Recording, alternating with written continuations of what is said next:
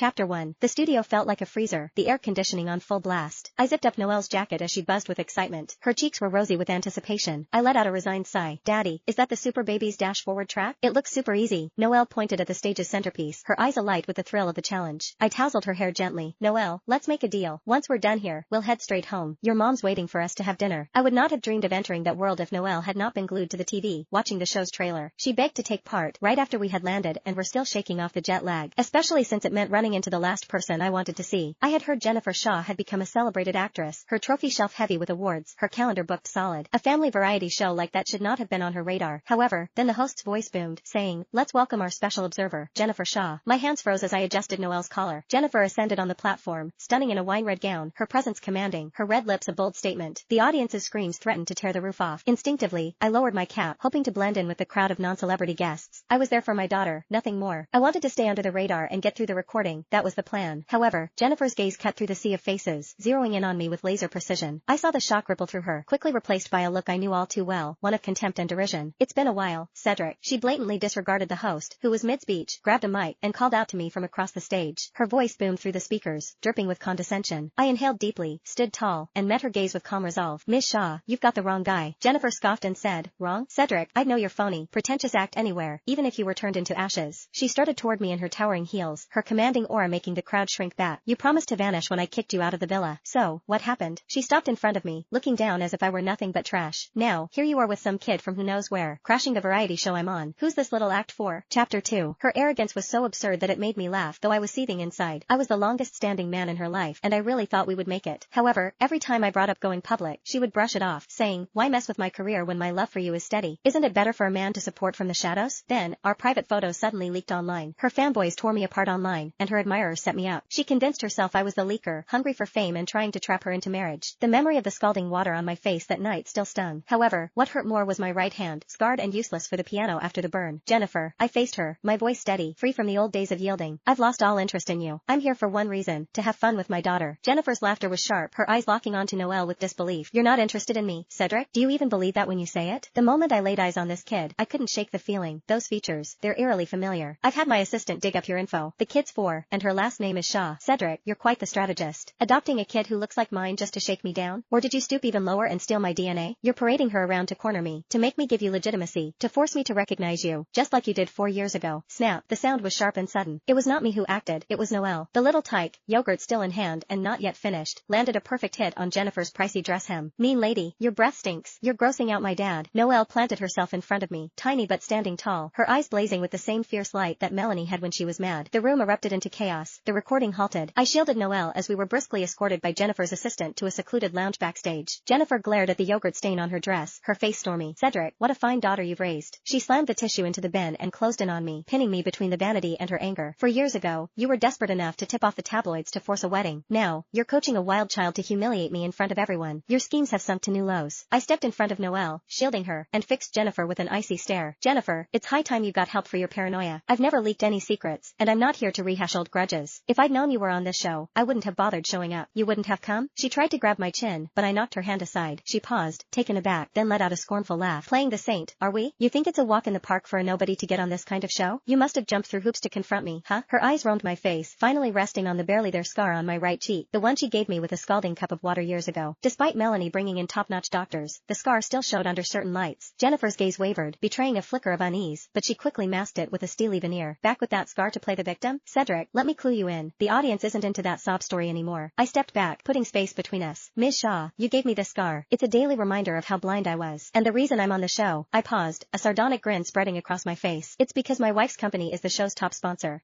Chapter 3. Jennifer was speechless. The air hung heavy for a few seconds. Then, she erupted into a grating laugh, her body quivering with mockery. "The show's top sponsor? Everyone knows the Shaw Group runs the show. In the end, it all boils down to ambition, doesn't it? What's the matter? Done with playing the devoted lover? Now, you're just a kept man, huh? Cedric, you're shameless. Claiming I'm your wife when I've never agreed to such a thing?" Noelle's face flushed with anger, and she was about to let loose a torrent of words. I held back my daughter, my gaze turning to ice. "Jennifer, if you won't believe us, there's nothing left to discuss. Come on, Noelle, we're leaving." I took Noelle by the hand and headed for the door. door. However, Jennifer blocked our exit, one hand on the door and the other propped against my side, trapping us in her power play. Leaving? Not until you've explained yourself. She looked down, her presence suffocating. I could only look at her and feel sorry for the woman she had become. At that moment, someone knocked on the lounge door from outside. Jennifer, are you there? The director's on our case. I knew that voice instantly. It was Elliot Baker, the man who had set me up 4 years ago. Jennifer inhaled deeply, steadied her emotions, and opened the door. Elliot stood there in a flashy pink designer suit, makeup perfect, and clutched his mouth in mock surprise at the sight of me. Oh, my, if it isn't Cedric. And is this Jennifer's kid? Jennifer gave an icy snort and casually slung her arm around Elliot's waist. Why bother talking to him? A man like that would do anything for a spot in the limelight. She looked down at me with disdain, a smirk tugging at her lips. Cedric, how about this? I'll give you a shot. Leave the kid here and get a DNA test done. If she's really mine, or if you've somehow swiped my genes, I'll make sure she lives in the lap of luxury for the rest of her days. And you'll get enough cash to live comfortably for the rest of your life. After that, you can beat it. And I mean get out of my sight for good. She lunged for Noelle as she spoke. Her audacity floored me. I scooped Noelle up in my arms and shoved her hand away, sending her stumbling. Jennifer, you won't lay a finger on my daughter. Don't you dare judge us with your dirty mind. Looks like you're choosing the hard way. Her gaze turned icy. Well, brace yourself. In this business, I can make or break anyone I choose. With that, she strutted off, Elliot in tow. Elliot glanced back, his eyes throwing daggers and smugness. As the door slammed shut, Noelle gripped my neck tighter. Daddy, is that mean lady crazy? I stroked my daughter's back, inhaled deeply, and quelled the fire in my chest. Noelle's tiny hand caressed my face, her eyes filled with worry. Daddy, don't be scared. If that mean lady comes back, I'll get mommy to set her straight. I'll protect you, Daddy. Her sweet support lifted my spirits, and I planted a kiss on her forehead. No, my dear Noelle, it's my job to protect you. It did not take long for Jennifer to flex her muscles. I was locked in the green room, and within half an hour, even though the show had not picked back up, the internet was ablaze. Hashtag average Joe guest accused of rising to fame by secret child. Hashtag actor Shaw caught in marriage trap rumor. Photos of me pinned against the wall by Jennifer right outside the lounge started circulating online, each accompanied by captions that twisted the story. Rumors spread that I had somehow snatched Jennifer's DNA to create a surrogate baby, all to extort her and secure a cushy life by marrying into her wealthy family through my daughter. Meanwhile, my phone would not stop buzzing with a barrage of hateful texts from numbers I did not recognize. One of Jennifer's overzealous fans even snuck backstage and hurled a water bottle at the lounge window with a thud. Noelle, my little girl, jumped at the sound, trembling as she huddled close to me. Holding her shivering form, I felt my patience snap. I'm not one to stir up drama, but I'm certainly not scared of it. Jennifer, if you want to force my hand, then don't expect any kindness from me, I thought. I grabbed my phone and hit the number I had saved at the top of my contacts. Chapter 4. The call was picked up almost immediately. A woman's voice, crisp and commanding, laced with a trace of fatigue that quickly melted into tenderness, came through. Cedric, what's up? Is Noelle causing mischief again? Her voice was like a bomb, and I could feel the tension drain away from me. My voice came out rough. Honey, we're at the TV station. Someone's picking on Noelle. Silence fell on the other end, followed by the sound of papers being shuffled and her tone turning steely, filled with a chilling resolve. Send me your location. Don't worry. I'm about to find out who has the nerve to mess with my family in this city. The phone call ended, and a wave of relief washed over me. I took a deep breath, regaining my composure, and joined Noelle in the lounge, where we lost ourselves in the world of Lego. Jennifer returned with a newfound assertiveness in her gaze. She stood at the doorway, an eyebrow cocked in challenge. Made up your mind yet? Give me the child, now. I'll go public and acknowledge her. My voice was steady. That's the last shred of respect I'm willing to extend to you. I remained seated, calmly snapping a Lego brick into place for Noelle. And Jennifer, this is your final chance. Apologize to Noelle and me, clear up the lies spread online, or face the fallout. Trust me, you're not ready for it. For a moment, Jennifer paused, then laughed as if I had told a joke. Fallout? You really think you can challenge the Shaw family's power? Elliot snickered from the sidelines. Cedric, let's be real. You're not climbing any ladders here. Think about the child's future, and the money you'll get. Isn't that why you're here? For the Shaw family's riches and prestige? Everyone wins. Really? I checked my watch nonchalantly. Time's up. No sooner had the words left my mouth than a stir echoed down the hallway. The crowd parted like the Red Sea, faces etched with a mix of terror and reverence. The deliberate click of high heels grew louder, each step resonating like a heartbeat through the throng. A team of bodyguards in black swiftly took charge, pushing back the onlookers with their phones at the ready. A statuesque silhouette framed the doorway, her black business attire cut with precision, her hair swept up in an elegant twist. Her features echoed Jennifer's, but where Jennifer held a flicker of warmth, this woman radiated a commanding chill that seemed to pierce the very air. She was the embodiment of regal power, honed from years atop the corporate ladder, a queen in the cutthroat realm of commerce. She was the Shaw Group's true sovereign, the Shaw family's crown jewel, Melanie Shaw. At her arrival, Jennifer was rooted to the spot, her sunglasses slipping from her grasp. Sis, what brings you here? Elliot, too, was petrified, barely daring to draw breath. He had never laid eyes on Melanie herself, but her name was legendary throughout the capital. She was the one even Jennifer, with all her poise, deferred to. She was the heartbeat of the Shaw family's empire. Melanie spared Jennifer not a single glance. She strode through the throng, her icy facade dissolving into a cascade of warmth as she approached me. Her hand brushed my cheek with a feather's touch before she lifted Noelle into her embrace, her other hand linking with mine. Sorry for being late, Cedric. Traffic was a nightmare. Noelle clung to Melanie, her small finger accusingly aimed at Jennifer as she said, Mommy, it was that mean lady. She called me a bastard and tried to take me away. You have to stand up for Daddy. Mommy? The word struck Jennifer like lightning, reverberating with a shock that left her reeling. Her eyes widened in shock, flicking back and forth between Melanie, me, and Noelle. Sis, what did she call you? Melanie turned slowly, slowly, positioning us protectively behind her. Her gaze cut through the air like a knife, landing on Jennifer with a smirk that was utterly chilling, her voice quiet but crystal clear. Jennifer, for years, and you've really upped your game. Bold enough to pick on your brother-in-law and niece?